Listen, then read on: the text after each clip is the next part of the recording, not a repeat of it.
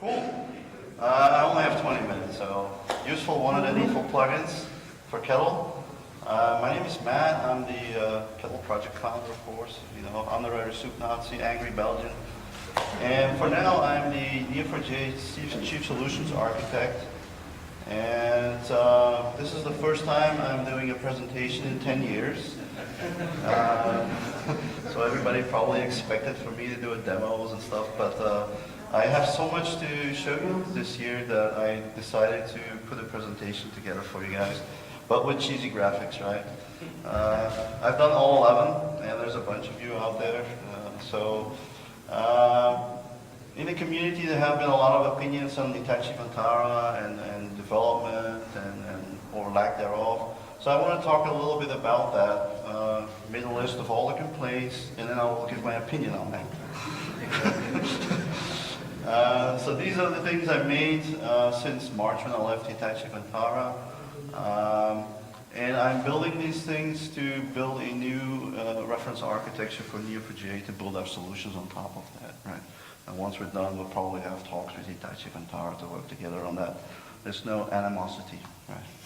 I only have 20 minutes. Welcome to PCM. Hang on. So, for a lot of the people out there that I'm going out there to Neo4j conferences, none of them know PDI, none of them know about Kettle. It's almost like Kettle is a part of it-novum, is a part of Hitachi Vantara, is a part of Hitachi, and marketing-wise, it's completely oblivious, right? There's a lot of people using it, but not a lot of companies out there know about it. They're always like very surprised. I didn't even know Kettle existed. It's almost like really fun for me because I'm used to talking to people that all of you know about Kettle, and now I'm talking to the similar rooms, and none of these people know about Kettle. So it's kind of like fun, but still, you know, it's a little bit frustrating. There was like a feeling that the developers at Hitachi Vantara lack DI domain knowledge, and so it kind of like deteriorated the functionality a little bit. 8.1.0.0 especially has been suffering from a bunch of bugs. The inability to use a transformation executor was like a big issue. Parameter breakage. Yeah, I have like a whole lot. So there's like a grumbling. The negative stands on WebSpoon, for example, an awesome product. I think Bart will show that later in the business track. You know, the focus on repositories where the rest of the world is moving towards Git. All our customers, everybody's using Git. File repositories, containerization. It's a different world out there, right? So that's like a conflict of interest that I see with things like the file repository. You know, okay, we're not going to support this. Hitachi says, that's fine, you know, we'll work around that. Stop all the complaining. Japanese, stop. We still have like a huge code base, lots of plugin entry points to do whatever we want to do, whatever in the framework. I looked at the changes in 8.2, and most of the gripes I've had are actually fixed. Thank you, Jens. Thank you, team. So it's a great community of people like you here, and there is a huge willingness to move forward, also within Hitachi Vantara, and still a kick-ass tool, right? So, useful things that I've done since March. This was one of the checkboxes on Pedro's thing, Azure Event Hubs. We now have 2 plugins for that, for reading and writing. It's actually pretty cool. Actually a great IoT thing. You just send all your data in there and you just read it back. I'm just going through these very quickly, and the slides will be available at the end of this presentation for immediate download, and with all the links. This was a plugin for Matt Burgess that we needed to update, and I added a lot of extra metadata for files like Word documents, Excel file headers. It's a lot of stuff that's in there. The MongoDB steps from Harris. Where the fuck are you, Harris? There you go. He wrote that, and I updated it to the latest APIs so that you can safely use this against 3.6 or later. 3.6 also introduced MongoDB change streams, giving you all the changes that are happening to a MongoDB cluster, which is pretty cool. It's like streaming data, real-time updates, that sort of thing. The things I'm looking for, let's say the next 3-4 months I'm doing. These are all GitHub projects, and I'll show the links later. Improve cart with extra plugins and services. There was some removed functionality like a landing page, some stuff. I want to add like a basic scheduler, especially for starting up transformations and jobs when the cart server starts, and keeping it running on a regular basis. Something simple. Improve the status web UI, like Jens said, it's getting old. This looks exactly the same way when I wrote that, like what, 15 years ago? It still looks exactly the same way. And I think also Metastore element CRUD functionality. I'm working, actually this is already something that a number of you have tested. Environment lifecycle management introduction, GUI and batch. When you start up Spoon, you can select the environment and it sets the Kettle home, the Pentile Metastore folder, etc. I mean, you can set variables and app metadata descriptions so that you know what you're working on. It's something that I'm in progress. I'm looking at an architecture that has listeners and is capable of talking to other plugins like Spoon Git to change those environments as well when you change. We're investigating, this is Deepheart's request number 1, to look into Kettle Beam for creating a Beam implementation on the Kettle engine so that you can run your transformations against Beam, which would in turn support all the things like Spark, Flink, Storm, all the below, right? Very interesting, not so simple, but hey. Needful Things is a book, a horror story by Stephen King. And it started out as a horror story because there were a bunch of broken things that I met. For example, you couldn't, in 8.1.0.0, you couldn't execute a transformation or job anymore on a remote server. You had a slave server, you couldn't execute it anymore. It was like broken. The run configurations didn't get picked up when So this plugin fixes that functionality. And also it adds a couple of job entries, repeat and end repeat, allowing you to do simple while for loops or whatever. Execute on a slave and get slave server status makes it easy to do like load balancing across the cluster. I'll demo that later on. So the repeat job entries allows you to execute a transformation or a job, and then it will stop looping when a certain variable is set or a certain value of that status. But I also have an end loop job entry that you can call in the job saying, hey, now bail out of the loop. And you can set a delay. If that's not set, it will just continuously repeat, and otherwise it will say every 5 seconds I'm going to repeat it. And you can set parameters for variables so that it's like very easy to use.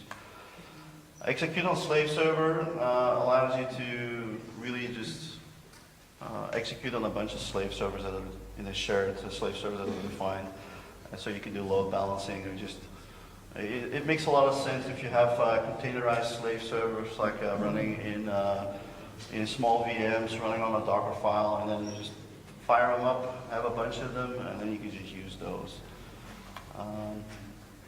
And obviously get the slave server status, how are they doing. Metro is a new pan kitchen replacement script. Why do we have 2 scripts to run transformations and jobs? It's an ever confusing thing for novel users. Why do we need 2 scripts? It was like I started building these things like 15 years ago, and I didn't even have jobs, so I had pan and spoon for transformations. And I had another separate projects doing jobs, so it was chef and kitchen. And chef and spoon, they got merged, but never pan and kitchen. So there's now like a mantra, and it has modern argument handling using PicoClean. It's a modern arguments handling a library. The code is very clean. Handles transformations and jobs, environment support, execution, local, remote cluster. Unlike pan and kitchen, it does set the metadata repository, so it knows about, let's say, locally defined Hadoop clusters and every other, maybe Metastore objects like, anything you can imagine. And it also supports run configurations. No repository support, sorry. Dockerfile is something I've built to contain like a Docker Compose script that starts up Neo4j, the company I'm working for, and WebSpoon alongside of each other so they can talk to each other. It gets updated nightly based on the latest WebSpoon nightly builds. Hirumi Hota, who is building this thing, is working along with the rest of us to fix all the bugs that we find. The Kettle remix is a patched 8.1.0.0 with all the plugins I'm talking about now, except for environment. And you can download that at Remix Kettle B. All my plugins will run on WebSpoon, by the way. And a big thanks to Hota-san, who's been here in previous editions. He's doing an excellent job in pushing WebSpoon forward. The data set unit testing plugin that I introduced a few years ago has seen major updates, fixed a lot of bugs. It's no longer changing any metadata in the transformations. It allows relative path configuration, especially important for Git support, where you can just check in everything, including the unit tests and your whole meta store and everything into Git. It allows setting of parameters and variables, and we're working with a bunch of people on allowing file-based data sets so that you can even check in your golden and input data sets into Git as well. And then lookup data sets is also still something I'm trying to do, so you can replace any kind of lookup step with a new thing. Kettle debug, it annoyed me at some point. I couldn't see the duration of a transformation or job when I was benchmarking Neo4j loading things. And so there's an option to print the duration of a transformation or job, and then we added the functionality to set specific logs levels on individual steps, so that you can say I'm running the whole transformation in minimal logging mode, but this one in row level mode, and then only for certain rows and only under certain condition. ID equals 1, 2, 3, 4, 5, and then you print the row level debugging statement. So you can see what kind of insert statement is used, what kind of text file input was read, what data. And the same for job entries in the sense that you can set specific debug levels, logging levels on individual entries while they're executing. But you can also see the interesting variable changes after the execution. You can see the results, true, false, number of rows processed, the result rows and the result files being done. And finally, for my 4K laptop, it remembers zoom levels. When you open a new file, it doesn't always open the file at 100% zoom level, but the zoom level you were using previously. So yeah, that's quite important for people that have like larger than full HD capacity, because if you have on a 4K screen, it's like very small, your icons, right? It's unusable. The Neo4j plugins, working with Neo4j graphs is a lot of fun, but working with Python or batch scripts to load the data up, it wasn't a lot of fun. So we've integrated all functionality for loading data and for reading data from Neo4j into Kettle. And it was originally created by Bart from OBI, and we still use the same kind of like code base as start, and we added a lot of plugins, all in open source. Neo4j Logging is something I've been working on lately. It stores job and transformation executions in Neo4j in a graph with the full execution lineage, and also part of the metadata lineage. So it allows for fast error path resolutions. I will show you that later on. So that was quick, right? So I'm going to demo this simple job that does load balancing across a bunch of slave servers for file loading. And it does this by creating queue and slave server nodes to keep track of what files are processed and which slave servers are available. Can you see this somewhat? The cool thing is, so there's a bunch of these things that I've shown, right? So this is like a cipher. Let me show this quickly. So this is cipher that says I'm going to delete all the slave servers in my nodes and create a bunch of slave servers, new ones. I have 2 in this case, slave 1, slave 2, but you can make that dynamic, right? And I'm setting a maximum of 3 active transformations and jobs on the slave server, and I'm setting them active so that they're available for use. And everything from the file queue. And so this job will say, configure some environment stuff, and then populate the file queue. Here's all the work that needs to be done, all the files that need to be treated. And I'm going to have a repeat job that says empty the file queue. Basically say what's available in the queue. Can I execute this on a slave server?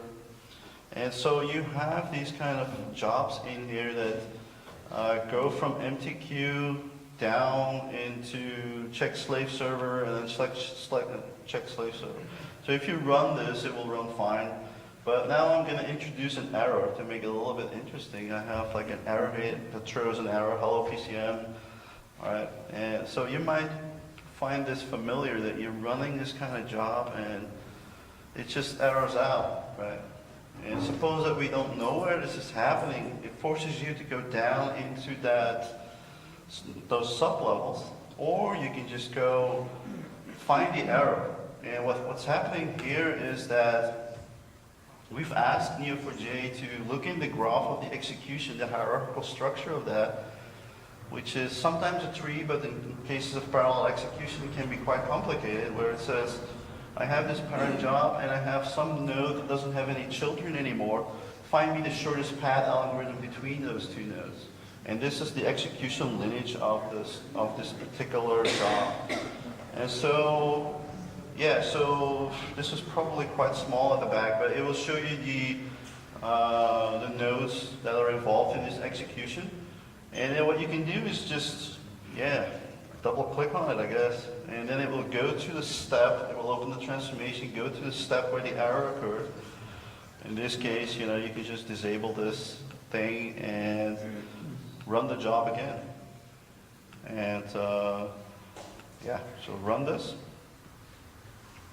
What you will see is that for certain things, like you will see in the log passing, is that we will print the execution results after the execution of a job entry. So we're using these plugins that I just showed you to make things debuggable. In this case, the evaluation of the job entry can be set by saying, I want to show all the variables that are interesting, that are changed compared to the root job, so that I can see what's going on, because I'm evaluating number of slaves available and number of queues in a file.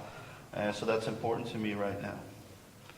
So once that is done, you can also look at this from the bottom up, because the top down error path resolution is cool, but maybe I wanted to see what's going on here.